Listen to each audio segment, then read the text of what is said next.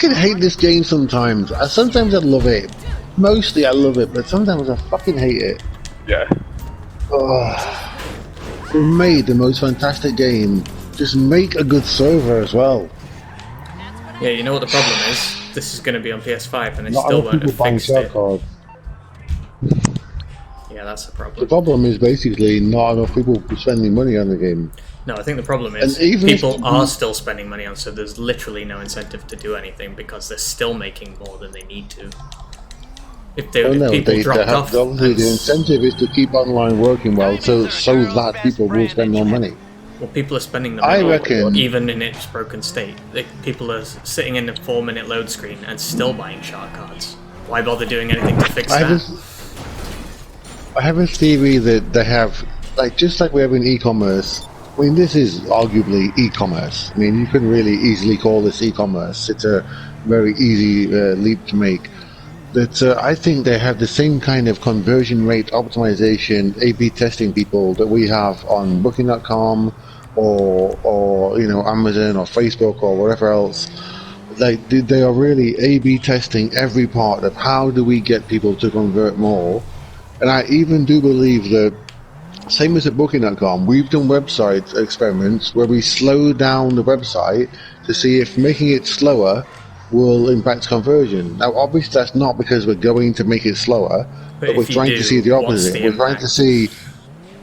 trying to see rather the opposite. Like, if making it slower will cost 0.5% conversion, then there's a broad assumption we can make, admittedly very broad, that if we speed it up, it will gain us 0.5% conversion.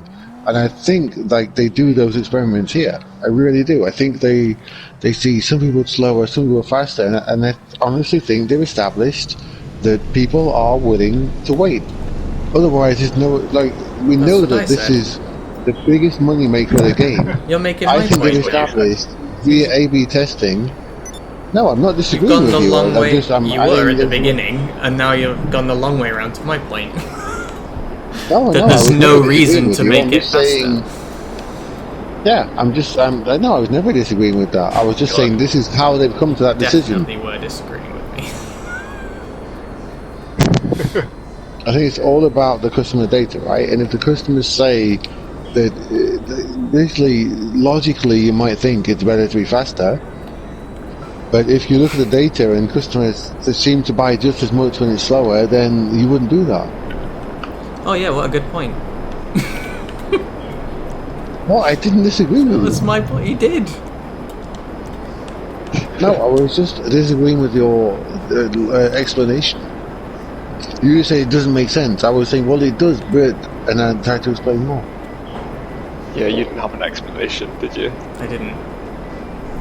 My explanation was they've already in a situation with a 4-minute load screen, and people are still buying shark cards, so there's no reason to improve it. Well, you think that, I don't know, how much was this game? £50, €60, whatever. But most people bought this game, well, I don't know about most people, but at least a big chunk of the people bought this game 5 years ago, 6 years ago. Certainly not many people just bought this game. Some people bought it, 1 year ago, 2 years ago. There's always a long tail on the graphs. It was just free on the Epic Game Store, so I bet a lot of PC players just picked it up, but PC, not for the first time ever, even. I don't know. But yeah, most of them. The free players... We've all bought it twice already, haven't we? I have, yeah. I've only bought it one time. I bought it twice, and I've got it for free on the PC. So I got 3 copies. The free players you don't usually care about, but it might be an exception with this game. But usually, free players don't buy skins, don't buy mods, don't buy extra guns, don't buy whatever. But maybe in this game it's a bit different because this game, by the way, is a masterclass in conversion rate optimization. It takes the principles of the gradual buy-in, and we use this at Booking.com all the time. That's why. Every time somebody says, let's make a one-step booking process, it'll be easier for customers. No, it doesn't work. We have a 3-step booking process. Do you know why? Because it's very easy for a customer just to put in 2 things in a form and click next.